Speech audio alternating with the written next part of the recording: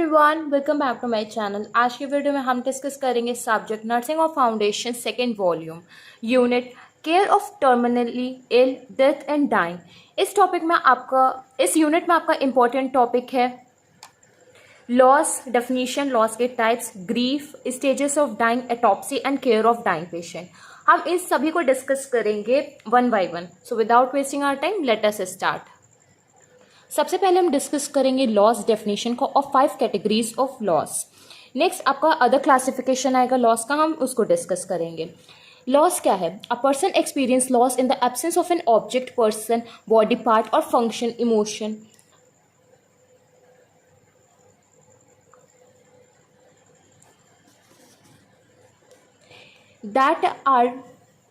that was formerly present। Loss क्या है? Loss अगर कोई आपके पास ऑब्जेक्ट नहीं है, कोई पर्सन नहीं है, कोई बॉडी पार्ट या फंक्शन नहीं है, उस इमोशन में जब आप रहोगे तो आप एक्सपीरियंस करोगे लॉस को, वो आपका क्या आएगा? लॉस आएगा। लॉस की 5 कैटेगरीज हैं। पहली है लॉस ऑफ एक्सटर्नल ऑब्जेक्ट, मतलब कोई भी चीज़ आपकी जैसे कि मनी है, ज्वेलरी है, वो एक्सटर्नल ऑब्जेक्ट आपका लॉस आ गया। जब आप उस कंडीशन को फील करोगे तब आपका आएगा लॉस ऑफ एक्सटर्नल ऑब्जेक्ट। फिर आएगा लॉस ऑफ नोन इन्वायरमेंट, जिसका है आपका कोई फैमिलियर या फिर आप कह सकते हो कोई आपकी जगह चेंज हो गई। जैसे कि आप हॉस्टल में हो तो आपको नोन इन्वायरमेंट आपका क्या था? आपका एक होम टाउन था, आपका घर था, जिसको आप लॉस कर चुके हो, जिसको आप मिस कर रहे हो। फिर है लॉस ऑफ सिग्निफिकेंट अदर्स, जैसे कि आप अपने फ्रेंड्स को मिस कर रहे हो, अपने लॉस ऑफ ग्रैंड पेरेंट को मिस कर रहे हो, टीचर्स को कर रहे हो, नेबर्स को कर रहे हो। फिर क्या? Loss of an aspect of life, जैसे कि आप अपने कोई फिजियोलॉजिकल ऑर्गन को मिस कर रहे हो, जैसे कि ईयर को, आई को, लिम्ब को। फिर लॉस ऑफ लाइफ, जिसमें क्या है आप डिफरेंटली करोगे, मतलब कि डेथ। नेक्स्ट क्लासिफिकेशन क्या है आपका लॉस का?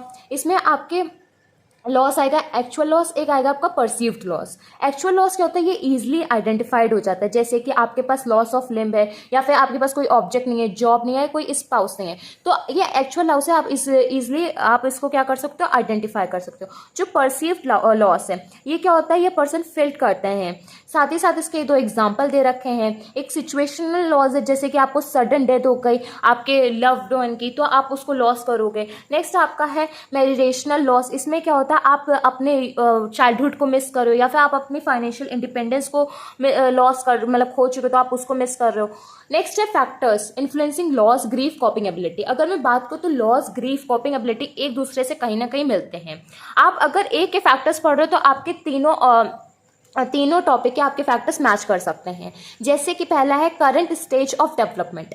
अगर आप करंट स्टेज पे हो तो आपको जो आपका पास्ट होता है वो कहीं ना कहीं आपको याद करता है, कुछ ना कुछ लॉस या ग्रीफ के फील कराता है।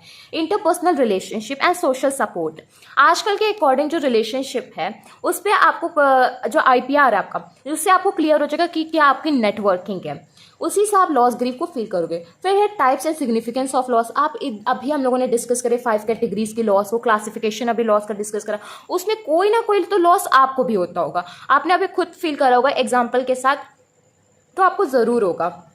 नेक्स्ट है कल्चर, एथनिसिटी। नेक्स्ट है spiritual, religion, beliefs and practices. कोई कल्चर की वजह से है, साथ ही साथ स्पिरिचुअल भी है, और आपका कोई प्रायर एक्सपीरियंस भी रहा होगा लॉस के साथ। साथ में आपके कुछ और फैक्टर हैं, जैसे कि सोशियो इकोनॉमिक स्टेटस फैक्टर जो इंक्रीज करते हैं इंडिविजुअल डिसफंक्शन को, जैसे कि ग्रेट डील है डिपेंडेंस या फिर डिक्रीज पे। डाइंग अनएक्सपेक्टली हो गया, इनएडिक्वेट कोपिंग स्किल्स हो गई, लैक ऑफ होप हो गया। तो ये आपके थे लॉस। अगर मैं बात करूँ नोट्स में तो टाइप्स ऑफ लॉस की तो आपके 7 टाइप्स के होते हैं, जैसे कि immigration, physical loss, relationship, psychological loss, sundry loss, loss of freedom, loss from significant trauma. तो ये आपकी बुक में मेंशन नहीं है, अनक्लेमेंट में, इसीलिए सेपरेट से मैंने लिखा था, और आप भी इसको एज इट इज लर्न कर लीजिए। तो ये 7 टाइप्स हैं आपके लॉस के। आपने इमिग्रेशन, इमाइग्रेशन पढ़ा होगा, तो वही आने और जाने से भी लॉस होता है। फिजिकल लॉस, आपने अपने कोई भी फिजिकल ऑर्गन को मिस कर दिया, जैसे कि loss of limb, I, year, तो आप उसको लॉस में हो। रिलेशनशिप, आपका कोई भी रिलेशनशिप ब्रेक हुआ, फिर उसमें भी आपका लॉस रहेगा। साइकोलॉजिकल का है साइकोलॉजी, मतलब कि माइंड से रिलेटेड। माइंड से रिलेटेड भी आप क्या करोगे, लॉस फील करोगे। फिर आपका है sundry loss, loss of freedom, freedom से करोगे, जैसे कि आप कोई जैसे चाइल्डहुड में एकदम फ्री थे, एडल्ट में आप क्या हो, इतने हैक्टिक शेड्यूल से हो, सिग्निफिकेंट कोई ट्रॉमा है उससे आप हो। नेक्स्ट हम डिस्कस करेंगे ग्रीफ। सबसे पहले मैं आपको ग्रीफ की डेफिनेशन बताऊंगी। ग्रीफ क्या है? ग्रीफ एक इमोशनल रिस्पॉन्स है लॉस के लिए। मतलब कि सबसे पहले आप लॉस होगा, मतलब आप फील करोगे लॉस के टाइप्स में अपने आप में, फिर उसके बाद आप जो उसका इमोशनल रिस्पॉन्स दोगे उस रिस्पॉन्स को आप क्या कहोगे, ग्रीफ कहोगे। ग्रीफ की आपकी स्टेजेस है, 5 स्टेजेस हैं, जिसको हम लोग कहते हैं डैब्डा। डैब्डा मतलब DAB, DA, D से डिनायल, A से एंगर, B से बार्गेनिंग, D से डिप्रेशन, A से एक्सेप्टेंस। तो स्टेजेस ऑफ ग्रीफ आपको मेंशन करनी है, वो भी लाइन से, इसीलिए इसकी ट्रिक है डैब्डा, DAB, DA। डिनायल, सबसे पहले आप उसको रिफ्यूज करोगे, मतलब आपको बिलीव ही नहीं होगा कि मतलब आप शॉक हो गए और बिलीव नहीं, आप बिलीव ही नहीं कर पाओगे कि ये सच में मेरे साथ हो रहा है या ये सच है, वो आप यकीन नहीं कर पाओगे कि यही आपका सच है।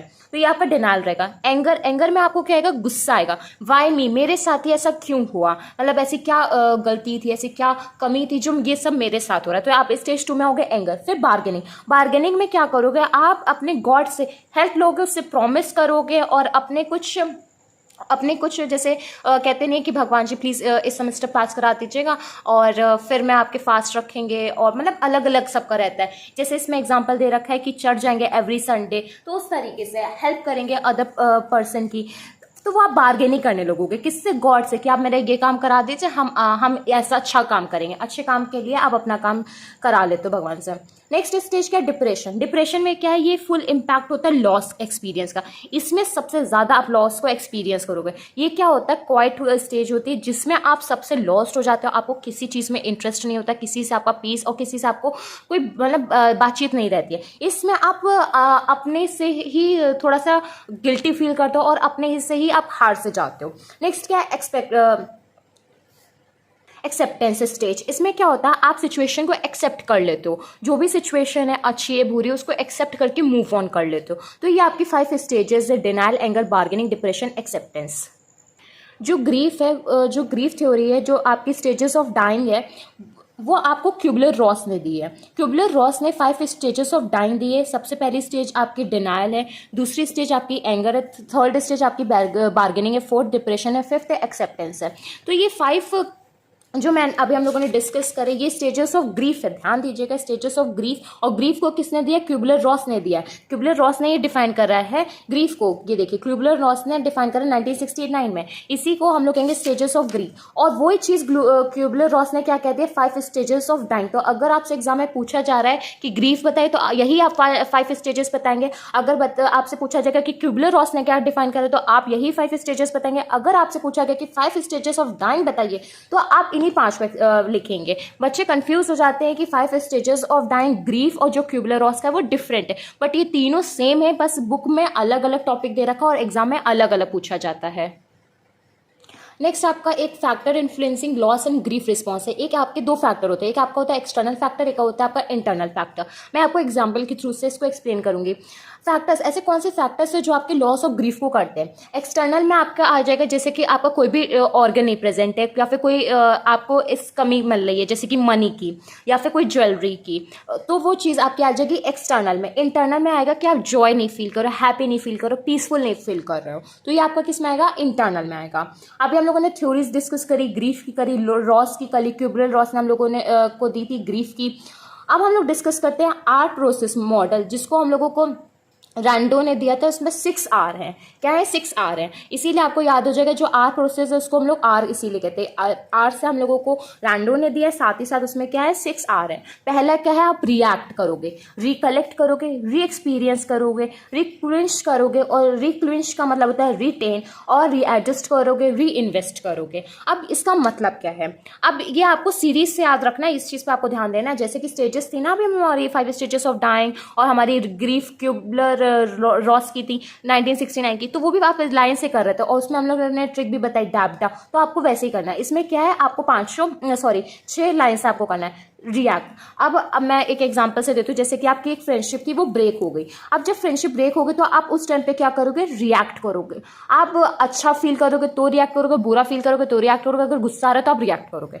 रिएक्ट करके आप जब मतलब रिएक्ट कर चुके होगे, उसके थोड़े टाइम बाद, 1 दिन 2 दिन, सबका अलग अलग इमोशन टाइम होता है, मैं टाइम के हिसाब से नहीं बता रही हूँ।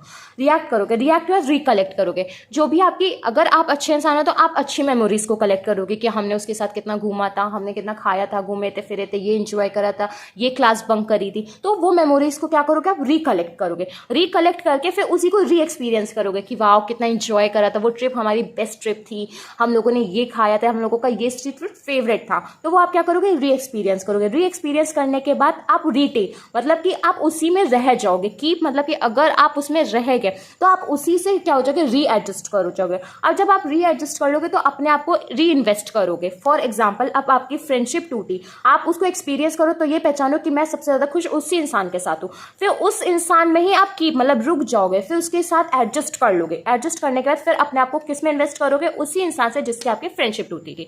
ये एग्जाम्पल है जिसको आपको सीरीज लर्न रहे। नेक्स्ट है care of dying patient. Care of dying patient कैसी ने दिया था 1991 में। इसमें क्या होता है, इन्होंने सी के अकॉर्डिंग दिया था। इसमें हम लोग सबसे पहले कंसर्न लेते हैं, कंसर्न के बाद में हम लोग कॉम्पिटेंस करते हैं, कम्युनिकेशन करते हैं, चिल्ड्रन करते हैं, कोहेशन करते हैं, चीयरफुल करते हैं और कंसिस्टेंसी। तो ये पॉइंट है जो कैसी ने हम लोगों को दिए थे 1991 में, जो केयर ऑफ डाइंग पेशेंट के हैं। अब हम इनको डिटेल में डिस्कस करते हैं। कंसर्न में सबसे पहले हम लोग एम्पैथी, कंपेशन, इन्वॉल्वमेंट को इनिशियल है, ये हमारे कंसर्न में आते हैं। कॉम्पिटेंस में हम लोग स्किल नॉलेज के बेसिस पे उनको कंसर्न और वार्मथ देंगे। कम्युनिकेशन में हम लोग पेशेंट्स के माइंड को जानेंगे कि क्या है। उसके बाद में चिल्ड्रन, मतलब कि अगर चिल्ड्रन विजिट कर रहा है डाइंग को तो जनरली एडवाइस करेंगे कि कैसे कॉन्सोलेशन हो डाइंग पेशेंट का। कोहेशन, फैमिली कोहेशन की मतलब कि है कि आपको बोथ पेशेंट और फैमिली को करना है। चीयरफुलनेस का मतलब होता है अप्रोप्रिएट सेंस ऑफ ह्यूमर का आपको यूज करना है। कंसिस्टेंसी क्या है, कंटिन्यूइंग परसिस्टेंस अटेंशन देना आपको हाई वैल्यूड बाय पेशेंट। तो ये क्या है, मैनेजमेंट्स हैं जो कैसी ने 1991 में दिया केयर ऑफ डाइंग पेशेंट के लिए। नेक्स्ट क्या है, नर्सिंग केयर। नर्सिंग केयर में अगर मैं बात करूँ तो आप सबसे पहले पेशेंट से मिलेंगे, मिलने के बाद में फिजिकल नीड्स देखेंगे, उसके न्यूट्रिशनल नीड्स देखेंगे, उसके स्पेशल नीड्स देखेंगे, उसके इमोशनल नीड्स देखेंगे। तो ये 4 टॉपिक जो 4 पॉइंट है, ये नर्सिंग केयर मैनेजमेंट में आते हैं। इसी यूनिट में एक आपका इंपॉर्टेंट प्रोसीजर टॉपिक है care of body after death. इसका पर्पस है, इसमें आपके नर्सिंग केयर है, प्रोसीजर है, ये आपको सेल्फ से करना है। ये यूनिट आपकी कंप्लीट हो गई है। और कोई डाउट हो इस यूनिट से रिलेटेड तो प्लीज़ कमेंट बॉक्स में मेंशन कर दीजिए। अगर ये वीडियो अच्छी लगे तो प्लीज़ वीडियो को लाइक कर लीजिए, चैनल को सब्सक्राइब कर लीजिए। Thank you.